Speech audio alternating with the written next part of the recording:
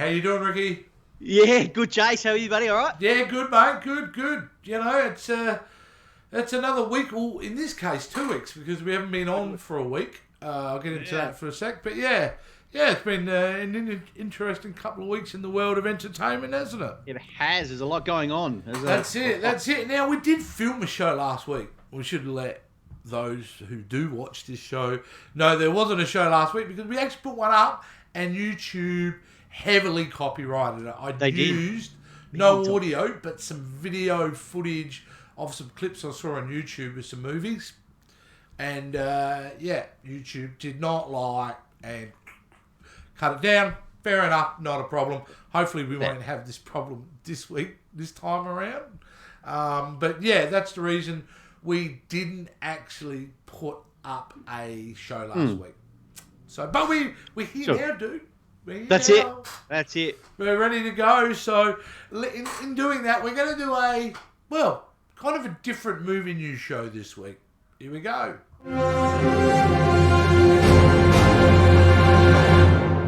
Now, why it's different, Rick, is pretty simple. We did some great stories last week. You particularly had 2 really great stories you spoke about. So I've stolen those stories, and I'm now going to be talking about them with you, and we'll go over these 2, I think, pretty interesting things that came out in regards to the world of comic books and stuff. Yeah. So let's get cracking in the first one. And the first one, Rick, is the AntMan 3 news that you spoke about. That it looks like they've cast this guy to play Kang, correct? That's correct, yeah. Yeah. Which is exciting news, and I don't know if a lot of people know much about Kang. I don't know too much of his storyline. I don't know if you're too familiar with him either, Jace. I know he's a powerful villain in the universe. He's pretty well made a mess of it every single hero he's encountered. So he's been up a few of them as well. He's a big deal. So this is big news in that world. So yeah, this is a guy called. It's a guy from currently on a show called Lovecraft Country. Yeah. So I've never actually Jonathan seen Majors. That's the guy's name. So look, I thought that was fascinating because you know what that means, Rick, for the MCU.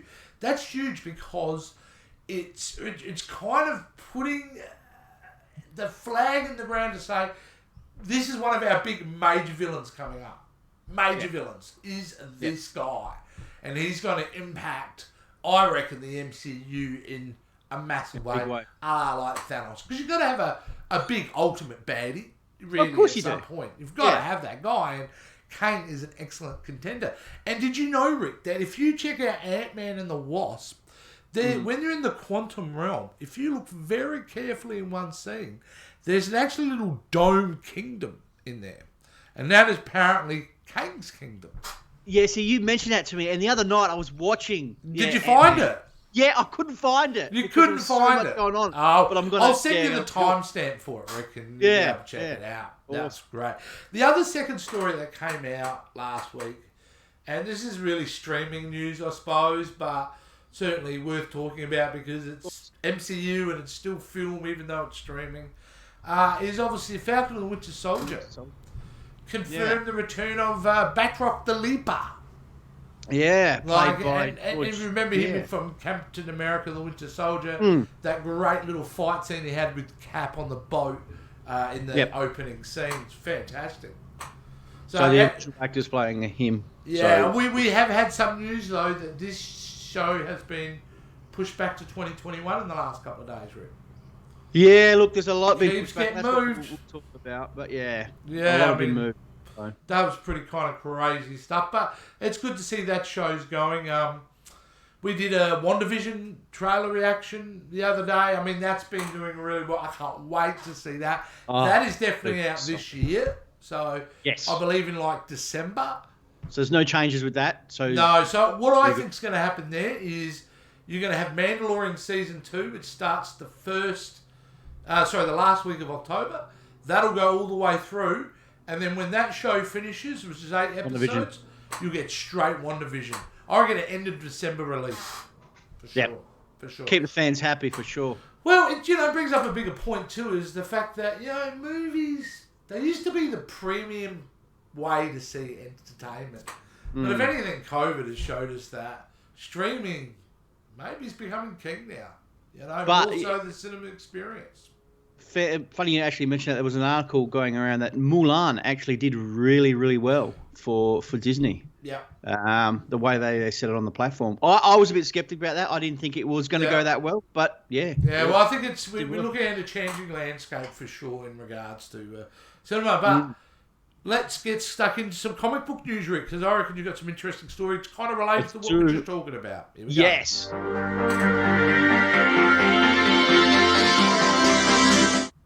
All right, Rick, what do we got here, mate? All right, Jason, we're going to be talking about, obviously, a bit of Phase 4 news, bit of an update. We just briefly touched on, obviously, things are getting pushed back due to COVID. So Disney officially announced that the Phase 4 slate of the MCU movies won't begin until beginning of 2020 anymore, as Black Widow has been delayed. Originally it was supposed to be hitting cinemas this year in May. Yeah, May 1st it was. Then it was, and then it was pushed to November 6th. Yeah. Now it's definitely confirmed that they are moving Black Widow back to May 7th, 2021. Yeah, which is wow. That's a whole year. That's over a year we waited. Yeah. Delayed. So that date was previously occupied by Shang-Chi and the Legend of the Ten Rings, which means the MCU fans will have to wait another full year for Black Widow to originally plan. So that's huge. And look, it is what it is. Shang-Chi will be moved to July, still in summer, July 9th, 2021. So, which is not too bad. That was from, it was previously February. Now it's obviously moved to July.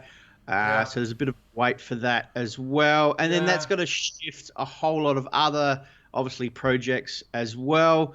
And then as for 2020, that still leaves Thor, Love and Thunder, still scheduled for February 11th.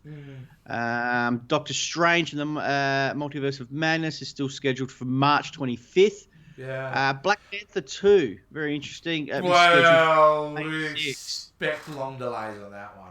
You know what's interesting with it? There's actually, if you look at it, and I think we just showed a kind of mini little graphic, there's a cluster. They release in a 12-month period 6 Marvel films. Crazy. They do. Like in a calendar year, if you look at it. So that means every 2 months you're getting a new Marvel film. That's why I expect that to change again as well. So fascinating stuff though, Rick. Yeah, so look, hopefully if this whole COVID pandemic settles down, we will get back to seeing some Marvel movies. Yeah, well, like I said, at least we know we've got WandaVision this year. So that's it, exactly. Yeah, that's great. All right, let's have a check out what's going on in gaming. Yeah, Rick, I don't know if you're aware of this or not about cloud-based gaming platforms. Ever heard of anything called Stadia at all? No. What it is, some of the new technology that's come out now, Rick, is in regards to cloud-based gaming platforms. So that means it doesn't matter, as long as you've got a computer that runs Windows or Mac, doesn't matter how powerful it is, if you've got a tablet device or mobile phone, you can play like state-of-the-art high-definition games at 60 frames a second through any platform, because it's all the power that's driving the game is all done on the servers. So it's all cloud-based. So it's a new way. Instead of having to buy a PlayStation, you would get a controller and away you go. Well, Amazon is kicked into gear and they're now getting into this. So they've introduced a cloud gaming service called Luna. Now, the great thing, obviously, about these platforms is you can have an old laptop, and as long as you've got their controller, you can play these games like you're playing on a brand new PlayStation. It's subscription based, of course, so you pay like $6 American a month, and you get access to all these titles. So, and they've released their controller, which obviously works with their other things like Alexa and things like that. They're claiming very low latency, excellent high frame rate. You can see the controller there looks really nice, very similar to the Nintendo Switch Pro controller. But what a fascinating thing, Rick, that this is the next generation of consoles. This is it. I mean, even though it's there, I mean, we haven't seen it here in Australia because it's only in the US at the moment. Right, yep. So it's one of those things. But I expect in the next decade, I wouldn't be surprised if you found out that your consoles are a complete thing of the past. That you just pay like you would Netflix or whatever, and you just stream the game straight to your house. Yeah. Makes sense? Well, it does. Look, and it's a cheaper option for a lot of people. I mean, the subscription doesn't seem that expensive. As long as they haven't got that, as long as it doesn't lag and they've got all that sorted. Yeah. Yeah. And that's what they're claiming. I mean, I obviously haven't played it. No. Some reports have been a bit of hit and miss with some of the other ones, but this is embryonic. And, you know, and they're not just trying to... It's not like they're trying to put old games on there and they're having issues. No, they're using the latest kind of games. So they're trying to get them so they're perfect, you know. Look, I think it's fascinating. I think it's the way to go. They've got a decent list of games I think they're launching with. But it's all just for the mainland US at the moment. We won't get it, but I would suggest in the next couple of years you're going to see this start to explode, Rick. Absolutely, because you know, I mean, like you think it, you've got console war just about to happen. You've got on literally the same week you've got Xbox and PlayStation, who both have 2 consoles each to launch the same day. That's the standard version, and then obviously the more upgraded versions. You know, and there's a cost of $800. You know, $700. I think Josh, my son pre-ordered his PlayStation 5 at $750. Whoa. Yeah. Is that the base one, or is that the? No. Wow. He wouldn't get no base one. I can guarantee that. You know. Wow. Josh ain't gonna, when it comes to gaming, he doesn't cheap out.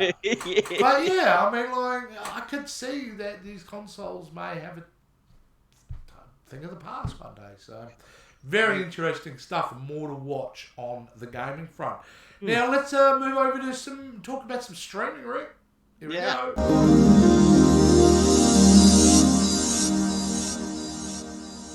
All right. Okay, Rick. What have we got this week? We've got a little bit of HBO Max news. So James Gunn, the legendary James Gunn and John Cena have revealed the logo for their upcoming Suicide Squad DC spin-off show called Peacemaker.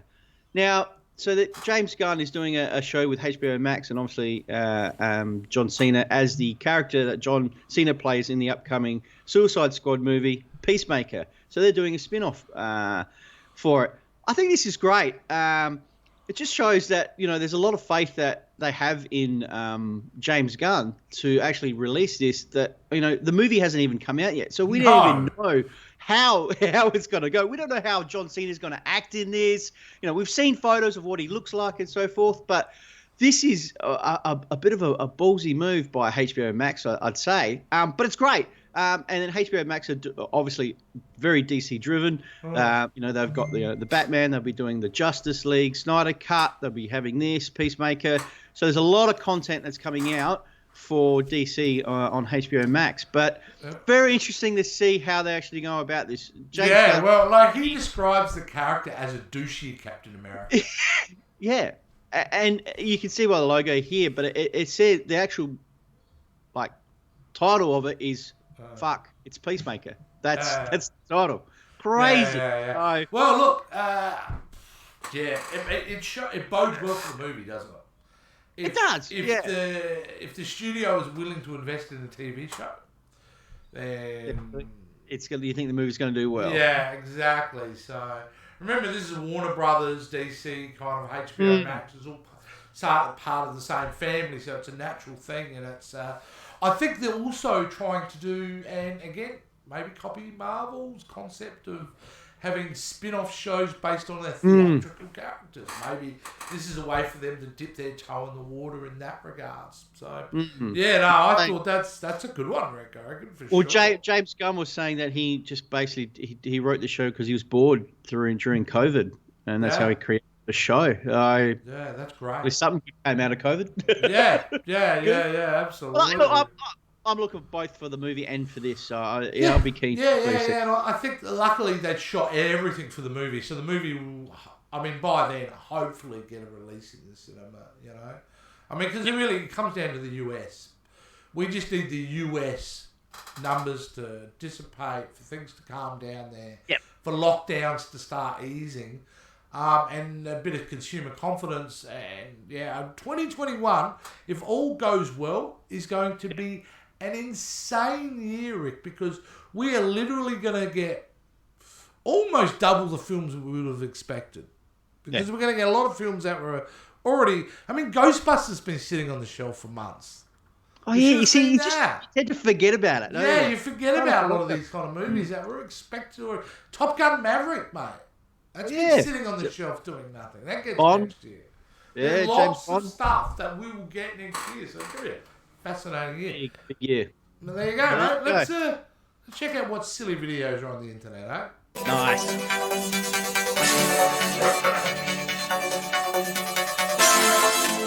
Hey, all right. Okay, let's have a look at this the video. We were just talking some gaming, weren't we, Rick? And you... let's make this clear to the audience. Rick generally collects the videos now because I didn't even find anything funny. He seems to find the funny ones. So, okay, this first one, Rick, you want to talk about this one? So, this first one, we were talking, as Jace was saying, we're talking about, obviously gaming and gaming wars between, obviously, big players, Sony, PlayStation, and Xbox. So this is someone who is passionate about one of those consoles, and he just plays a bit of fun on, the gaming wars. Let's have a look.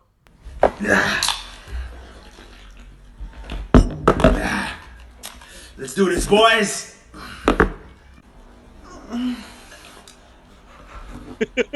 Yeah. Pretty much at this point. Let's have another look. Here we go. Let's do this, boys.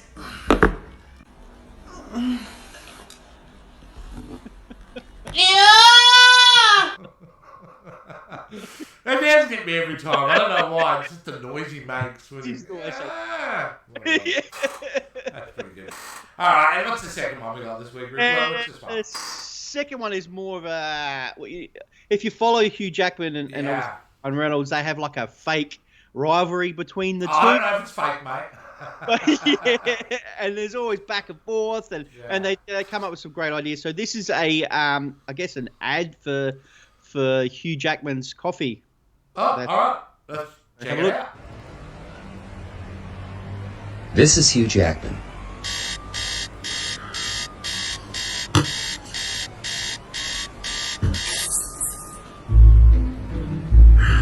Noted humanitarian. Hey, kids! Shut up! Goodwill ambassador. Go walk yourself, bird. Eternal optimist.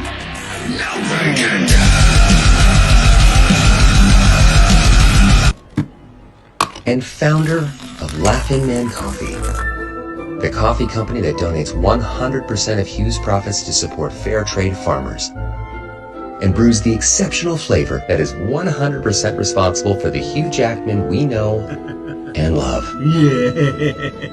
There he is. Laughing Man, the nicest fucking coffee on earth. And dog not included. That's a great ad. That really is. That's really cleverly done, isn't it? Oh, yeah. Yeah. A lot of those clever ads that they do, it's fantastic. They're just very funny. So, it's a brilliant marketing strategy what they've got going because they're cross-promoting their businesses, doing the right things, charity, and this stuff is genuinely funny. It is. The thought of Hugh just being an absolute prick until he's had his coffee. Really good. Really good. Yeah. Well, Ricky, that's it, mate. We've pretty well kind of done it again this week, mate. We've had our little stay-at-home show. So we'll get definitely now. Absolutely, guys. We're going to get into a proper flow because Rick is now on a different schedule. A schedule that's going to take a lot of his time. So it's going to be very important for us to keep a regular schedule so we can keep bringing these shows out. Isn't that right, Rick? Yep. Can't wait for that. So yeah, 100%. But of course, we love. Look, our channel's been doing really well. Facebook, Rick, I want you to talk about what's happening in Facebook. So Facebook at the moment, we've just had we obviously did an ad campaign, and we've been pushing Facebook quite a bit now. So and we've got quite a lot of new followers, which is fantastic, and a lot from around the world. So it's fantastic to see the support. We really, really appreciate it, guys. So remember, jump on our Facebook, have a look at all our stories and links that we do, and just follow that page because there's a lot going on, and the two talk to each other. Obviously, Facebook and our YouTube channel. Well, YouTube's been really YouTube's well, fantastic. Just smashing it all the time. So it is. We're pretty happy with the way things are going there, and certainly a lot of new followers on that platform as well. So we really appreciate that as well. 100%. Well, guys, that's basically it. We will. Oh no! Before we go, we've got to talk about what we've got coming up. Of course, yes. There is going to be a couple more. We've done some old retro trailer reactions, as we call them, old movies that we do. Watch the trailers on. We've got another top 5 coming up, Rick. Yes, top 5 this week. What was it again? I've forgotten now. 90s TV shows. I'm going to start researching that. Now that is a tough genre, that one. So that's we were talking about that, how we were gonna do that. Well, okay, let's set the rules. They're very simple. Yeah. As long as there's been more than one season in the 90s, it's considered a 90s show. So it started in the 1980s, but still played for 2 seasons in the 90s. That's fair game, pass. Yeah. Beautiful. And it can be a show from anywhere in the world. Doesn't have to be American. It can be your favourite TV show of the 90s. Anywhere in Australia? Yeah, awesome. Yeah, Australia, UK, whatever, anywhere in the world, Brazil, you name it. So, fantastic. All right, guys, we're done. Let's get out of here, Rick. Let's say goodbye to everyone. See you guys.